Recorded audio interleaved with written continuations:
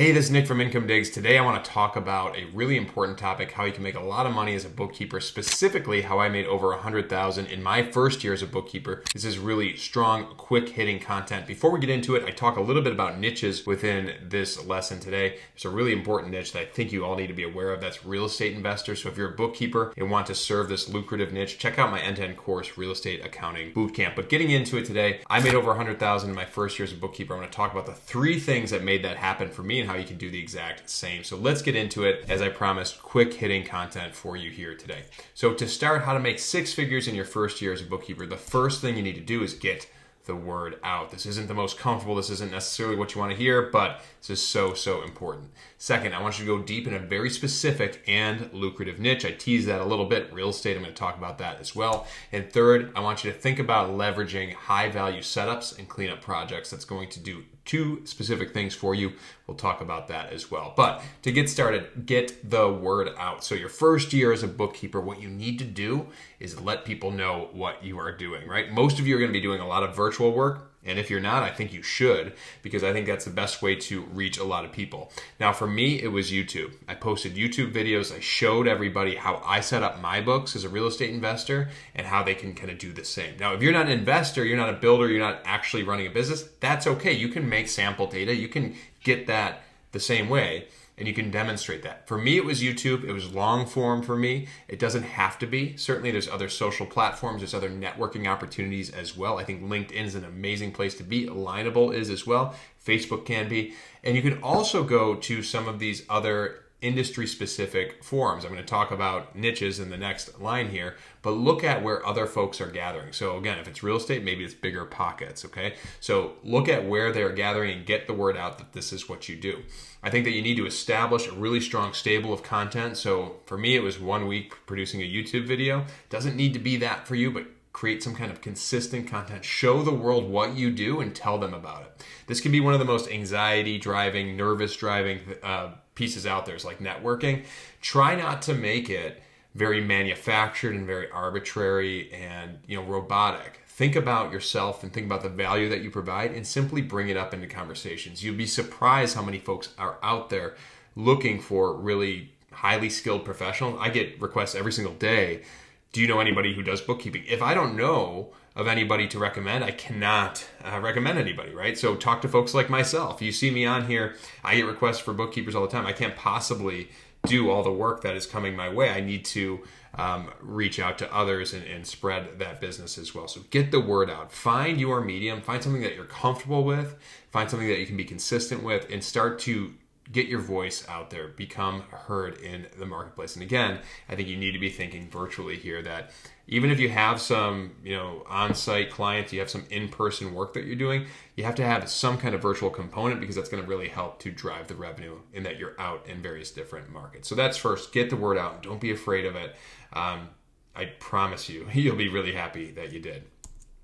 Second, go deep into a specific and lucrative niche, okay? Now, it doesn't have to be just one niche, but I think you should start there, okay? And so for me, it's certainly real estate investing. So I think you should find a niche that is difficult, that is underserved, that requires a lot of skill, okay? And I think real estate investing, building, remodeling is one of those, in that it's not that easy to do, right? Out of the box, QuickBooks Online, any of these softwares is not really made for real estate investors. We have to do a lot of interesting work to get QuickBooks set up that way. And as I mentioned, I talk about it in my course, Real Estate Accounting Bootcamp. All right, so if you can go deep into these specific niches, 1, there's not a lot of people out there, okay? 2, I find that these lucrative niches, again, real estate investing, they're willing to pay a high price for highly skilled resources. All right, and when it comes to pricing, if you become an expert in any of these niches, we can go from being a commodity, like, I just need a bookkeeper, somebody off the shelf, I need to check the box that I have a bookkeeper, to becoming an advisor, professional asset for that business. If you have that expertise and can demonstrate that, that's going to be really, really important. I would say that most people that come to me looking for a bookkeeper have tried a bookkeeper and it's been, their knowledge is too general. They don't have the specific deep knowledge in real estate, in building, in remodeling, and so they found they weren't able to solve their really unique problems. So if you can gain experience and go deep into a specific niche, again, I am privy to real estate investing, that to me seems to be a good place to go. but it doesn't have to be. I want you to find some kind of niche, go really deep, become an expert, take training on it, right? Invest in yourself, meet other folks who are doing it to become an expert. You can charge more and have clients for life. Third, I want you to leverage high price setups and cleanups. All right, now, even if you don't want to do this long term, I think that setups and cleanups are essential to getting going in your bookkeeping business. So what do I mean by a setup or a cleanup?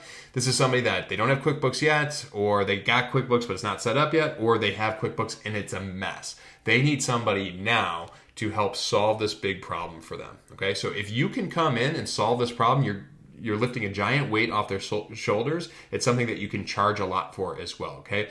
Understand what the end state is, what the target is for that customer. They want clean books. They want the old information reconciled. They want their bank accounts to match, right? Achieve that level of success for them, and you are going to be golden. Again, one, you can charge a lot for this project. And two, what you're doing is you're getting the foot in the door for more recurring services. So if you're the one who does the setup and does the cleanup, you're surely going to be first on the list for managing their books long term as well. And I mentioned that this is not necessarily something that you want to do all the time. It might be. For me, it wasn't. I didn't love doing this work, but in my first year to get going, one, it helped me hit my revenue number, right? So I was able to do a $10,000 setup over a couple months, right? And I get a few of those, and I'm really quickly on my way to $100,000 for the year. So that was really helpful on the revenue side of things. Two, it gives me a lot of reps, gives me a lot of repetitions in doing the work. I become a better expert. I become even better at this work, and I know how to get more of these jobs if I want them. And third, I'm in the door for recurring bookkeeping services. So it's a really good way to establish your business, get a reputation, maybe get some referrals as well. If you do well for this client on the setup, maybe they're going to recommend you for somebody else for a setup or for long-term bookkeeping services. So don't be afraid of these high price setups and cleanups. And for me, this was really what drove my revenue growth in that first year. As you do this, and as you know, years 2, 3, and 4, as you move on, you can decide if you want to kind of bring the volume of these down. Hopefully you have a little bit more recurring revenue that you can bring these down. You don't have to do as many of these. These are messy. I don't love doing them either. But again, foot in the door, high price, hit that revenue number, and you're off and running. All right, so I hope you found that useful. It's really quick hitting, but those are the 3 things that really helped me get going my first year as a bookkeeper. I want to know your thoughts, your comments. If you're out there and you're just getting started, or maybe you've had success already, let me know what's worked for you, what hasn't worked for you, or what questions you have on these 3 points that I brought up here. And again, if you are looking to dive deep into the real estate investing niche, take my course, Real Estate Accounting Bootcamp, and you can become an expert in this extremely lucrative niche. If you're a bookkeeper as well, you have a chance to join our bookkeeping marketplace to gain exposure to real estate investors and builders who are looking for really strong professionals, right? Check out all the free resources available at incomedigs.com. Comment and subscribe here as well, and I'll see you on the next video.